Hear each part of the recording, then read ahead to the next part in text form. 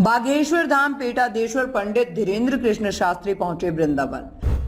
ब्रज के साधु संत और पुरोहितों के साथ की बैठक।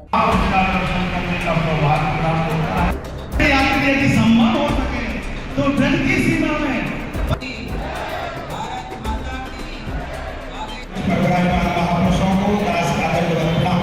धीरेन्द्र कृष्ण शास्त्री द्वारा दिल्ली से वृंदावन तक की पदयात्रा 7 से 16 नवंबर के मध्य निकालने पर साधु संतों के साथ मंथन किया। धीरेन्द्र कृष्ण शास्त्री ने कहा कि पदयात्रा का नाम श्री बागेश्वर बाके बिहारी मिलन सनातन हिंदू एकता होगा। वृंदावन के कृष्ण कृपा धाम में आयोजित सभा में धीरेन्द्र कृष्ण शास्त्री ने पदयात्रा में सभी धर्माचार्यों को कार्यक्रम को सफल बनाने का आग्रह किया।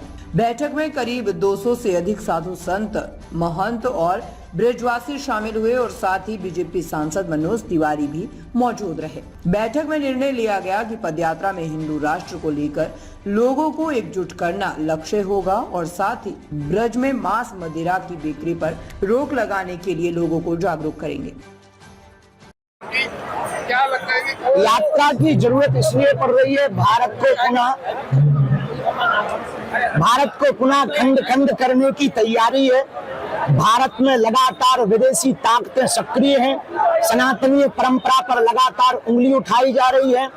यमुना जी की स्थिति देखकर, गौ माता की स्थिति देखकर, ब्रज की स्थिति देखकर और विदेशी ताकतें लव जिहाद, लैंड जिहाद, थूक जिहाद, मूत्र जिहाद के द्वारा लगातार हिंदुओं पर जो कुठाराघात हो रहा है, उस कुठाराघात को हटाने के लिए जो जातियों में विद्वेष मचा, जो जातिवाद, क्षेत्रवाद, भाषावाद मचा, उन तीनों वादों को शून्य करने के लिए, भाषावाद, क्षेत्रवाद और जातिवाद को शून्य करने के लिए हमने पुनः प्रण लिया कि अब दिल्ली से वृंदावन तक हम पुनः पैदल 140 किलोमीटर चलेंगे।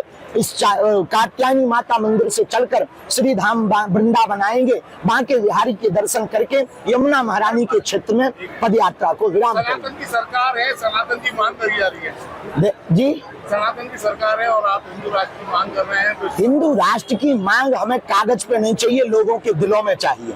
हम तलवारों से युद्ध नहीं करना चाहते, विचारों का युद्ध करना चाहते। हम तलवारों से परिवर्तन नहीं लाना चाहते, विचारों से परिवर्तन लाना चाहते। और विचारों का मतलब प्रत्येक व्यक्ति के विचार कट्टर हिंदुत्व के हो गए। कट्टर हिंदुत्व का मतलब हमें किसी को मारना या गिराना नहीं है, सबको गले लगाना और अपनी संस्कृति की रक्षा के लिए आगे आना। पहले से हिंदू राष्ट्र घोषित है, अब घोषित की तरफ है। जो हिंदू राष्ट्र मानेगा उससे फायदा होगा, जो नहीं मानेगा नुकसान होगा। बिल्कुल बात सही है। भारत हिंदू राष्ट्र ही है। जहां बहुसंख्यक हिंदू हो वह हिंदू राष्ट्र ही है। लेकिन जो नहीं स्वीकार कर पा रहे हैं, उनको हिंदू राष्ट्र की विचारधारा को स्थापित करने के लिए यह पदयात्रा।